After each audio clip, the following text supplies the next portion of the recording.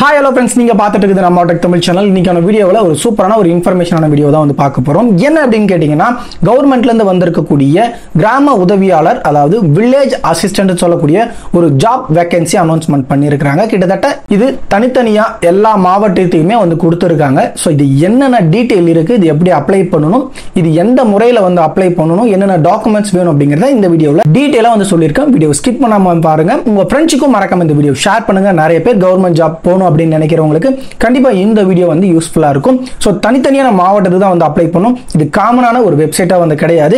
இதை எப்படி வந்து டவுன்லோட் பண்ணி நம்ம ஃபில் பண்ணி அனுப்புறது அப்படிங்கறத பார்க்கலாம். சோ வீடியோக்குள்ள போறதுக்கு முன்னாடி இந்த மாதிரியான இன்ஃபர்மேஷனான வீடியோஸ் நீங்க ரெகுலரா பார்க்கணும் அப்படின்னா மறக்காம நம்ம சேனலை கீழே இருக்கக்கூடிய ரெட் கலர் பட்டனை பிரஸ் பண்ணி சப்ஸ்கிரைப் பண்ணிங்க. கூட ஒரு பெல் ஐக்கன் வர அதை கிளிக் பண்ணிட்டீங்கன்னா நாங்க போடக்கூடிய வீடியோஸ்ல உங்களுக்கு உடனுக்குடனே நோட்டிபிகேஷனா வந்துடும். இந்த அனௌன்ஸ்மெண்ட் பாத்தீங்கன்னா மாவட்டத்துக்கு ஒரு சில மாவட்டங்கள் மாறுபட வாய்ப்பு இருக்கு. டேட் வந்து விண்ணப்பிக்கிற டேட் எல்லாம். சோ அதை எப்படி நீங்க செக் பண்ணணும் அப்படிங்கிறதையும் சொல்லிடுறேன்.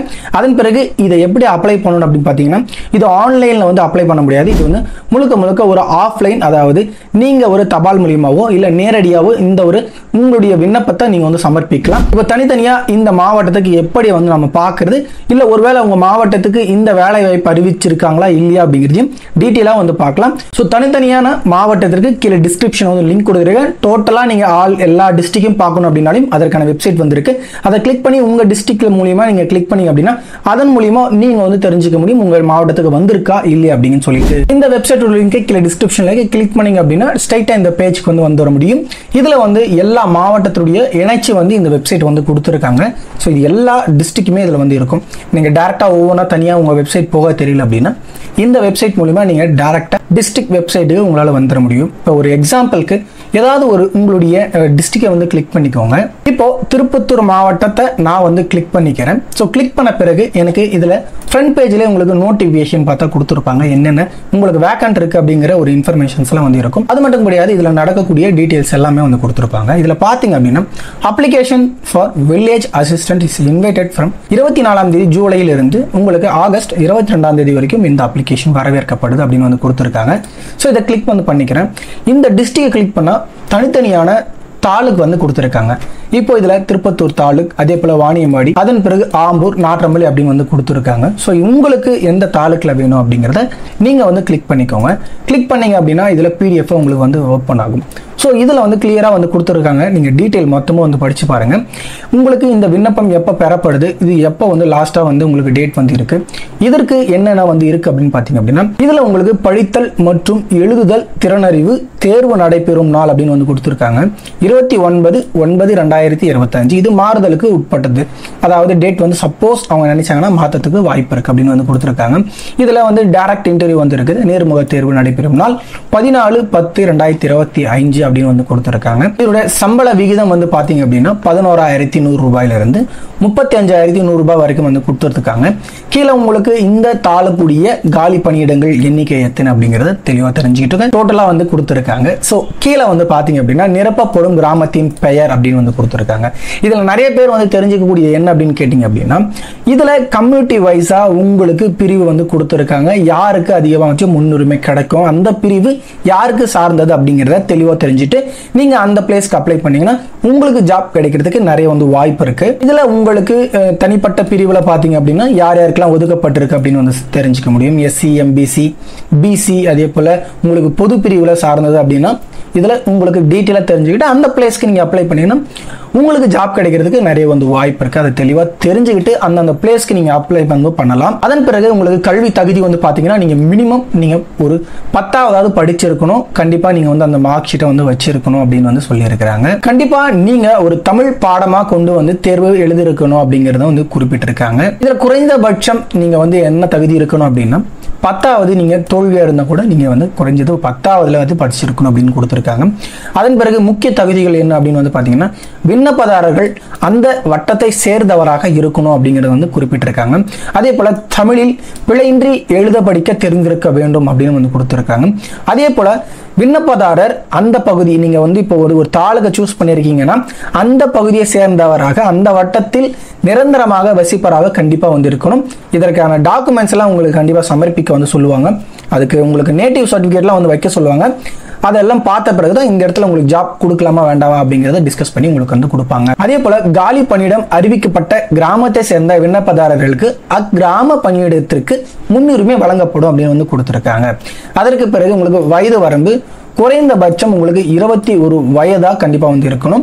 அதிகபட்சமா உங்களுக்கு 32 வயது, பிற்படுத்தப்பட்டவருக்கு 37 வயது அப்படின்னு வந்து கொடுத்துருக்காங்க. இதை எப்படி வந்து விண்ணப்பிக்கணும் அப்படின்னு வந்து பாத்தீங்க அப்படின்னா, விண்ணப்பதாரர்கள் விண்ணப்ப படித்த உங்களுடைய டிஸ்ட்ரிக்ட் சைட்ல இருந்து நீங்க டவுன்லோட் வந்து பண்ணிக்கலாம்.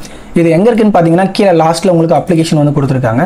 இதை நீங்க டவுன்லோட் வந்து பண்ணி வச்சுக்கோங்க. இது எப்படி ஃபில் பண்றது அப்படிங்கிறதையும் நம்ம வந்து பார்த்துக்கலாம். அதன் பிறகு இப்போ இந்த டீட்டெயிலில் எப்படி இதை வந்து நம்ம விண்ணப்பிக்கணும் அப்படின்னு வந்து பார்த்தீங்க அப்படின்னா, மேற்படி படிக்கான விண்ணப்ப படிவத்தினை முழுமையாக பூர்த்தி செய்து உரிய ஆவண இணைப்புகளுடன் கீழ்காணும் முகவரிக்கு நேரிலோ அல்லது பதிவு தபால் மூலமாகவும் அனுப்பப்பட வேண்டும். இந்த தபால் நீங்க அனுப்புறீங்கன்னா அதற்கான ஸ்டாம்பிங் கரெக்டாக நீங்க ஒட்டி நீங்க வந்து அனுப்பணும். இல்லைனா நீங்க நேர்லயே கூட போயிட்டு கொடுத்துட்டு வந்துடலாம் அப்படின்னு வந்து கொடுத்துருக்காங்க. நீங்க இதுக்கு யாருக்கு சென்ட் பண்ணணும் அப்படின்னு பார்த்தீங்கன்னா, வருவாய் வட்டாட்சியர் அலுவலகம் திருப்பத்தூர் வட்டம், அதற்கான பின்கோட் அது என்ன டிஸ்ட்ரிக்ட் அப்படின்னு இவங்களே வந்து கொடுத்துருக்காங்க. கீழே வந்து பார்த்தீங்கன்னா வட்டாட்சியர் திருப்பத்தூர் வட்டம், இந்த அட்ரஸ்க்கு நீங்கள் வந்து கண்டிப்பாக சென்ட் பண்ணுறதும் அப்படிங்கிற தெளிவாக இவங்களே வந்து கொடுத்துட்டாங்க. இந்த அப்ளிகேஷன் மூலியமா நீங்கள் ஃபில் பண்ணி நீங்கள் வந்து இந்த அப்ளிகேஷன் வந்து கொடுக்குற மாதிரி இருக்கு. இதை வந்து பார்த்தீங்க அப்படின்னா மேலே கிளியராக வந்து கொடுத்துருக்காங்க, கிராம உதவியாளர் பதவிக்கான விண்ணப்பம் அப்படின்னு சொல்லிட்டு பொருத்தமான இடத்தில் நீங்கள் ஜஸ்ட் டிக் குறிப்பிடவும் அல்லது நிரப்பவும் அப்படின்னு வந்து சொல்லியிருக்கிறாங்க. அலுவலக உபயோகத்திற்கு மட்டும் அப்படின்னு வந்து கொடுத்துருக்காங்க இந்த பதிவு. இந்த இடத்துல உங்களுக்கு கண்டிப்பாக ஃபோட்டோ வந்து ஃபில் பண்ணணும், ஃபோட்டோ வந்து ஒட்டணும். ஸோ அதன் பிறகு கீழே வந்தீங்கன்னா உங்கள் விண்ணப்பதாரின் பெயரை வந்து ஃபில் பண்ணிக்கோங்க. இங்கே உங்களுடைய பேரை தமிழில் வந்து ஃபில் பண்ணிக்கோங்க, இங்கிலீஷ்லேயும் வந்து ஃபில் பண்ணிக்கோங்க. இதில் கேப்ஸை வந்து யூஸ் பண்ணிக்கோங்க. அதன் பிறகு நீங்கள் மேல் ஆஃப் ஃபீமேல் அப்படிங்கிறதையும் கொடுத்துக்கோங்க. அதன் பிறகு உங்கள் அப்பா பேர் அல்லது கணவர் பேர் வந்து கேட்டிருக்காங்க. அதன் பிறகு உங்களுடைய டேட் ஆஃப் பர்த்தை இந்த ஃபார்மேட்டில் வந்து போட்டுக்கோங்க. உங்களுடைய வயது இந்த இடத்துல கால்குலேட் பண்ணி போட்டுக்கோங்க. அதன் பிறகு உங்களுடைய ரிலீஜியன் மதம் இந்துவா முஸ்லீமா அப்படின்னு வந்து கேட்டிருக்காங்க, கிறிஸ்டியனானு. அதன் பிறகு வகுப்பு நீங்கள் எந்த வந்து கம்யூனிட்டி சார்ந்தவங்க அப்படிங்கிறதையும் அதில் உட்பிரிவு என்ன அப்படிங்கிறதையும் இந்த இடத்துல வந்து ஃபில் பண்ணிக்கோங்க. அதன் பிறகு விண்ணப்பதாரரின் விவரம் வந்து கேட்டிருக்காங்க. இந்த இடத்துல உங்களுடைய அட்ரஸை ஃபில் பண்ணிக்கோங்க. இதில் வந்து உங்களுடைய பின்கோடை உட்பட இதில் வந்து ஃபில் பண்ணிக்கோங்க. அதன் பிறகு உங்கள் ஆதார் நம்பரையும் அதே போல் உங்கள் ஃபோன் நம்பரையும் அதன் பிறகு உங்களுடைய கைபேசி எண் அதே போல் உங்கள் இமெயில் ஐடியும் ஃபில் பண்ணிக்கோங்க. இந்த இடத்துல உங்கள் கல்வி தகுதி மற்றும் பிற தகுதிகள் வந்து கொடுத்துருக்காங்க. ஒருவேளை நீங்கள் 10th பாஸாக இருந்தாலும் ஃபெயிலாக இருந்தாலும் மினிமம் நீங்கள் 10th ஃபெயிலாக இருந்தால் கூட எலிஜிபிள் அப்படின்னு வந்து கொடுத்துருக்காங்க. அதே போல் அரசு பணிகளில் சேர முன்னுரிமை பெற்றவரா அப்படின்னு வந்து கேட்டிருக்காங்க. இதில் ஆம்னா டிக் பண்ணிட்டு இந்த இடத்துல ஆம் அப்படிங்கிறத ஃபில் பண்ணிக்கோங்க. சப்போஸ் முன்னுரிமை பெற்றவர் எனில் எந்த வகையான முன்னுரிமை அப்படின்னு வந்து கேட்குறாங்க, அதை நீங்கள் இந்த இடத்துல டீட்டெயிலாக வந்து எழுதிக்கோங்க.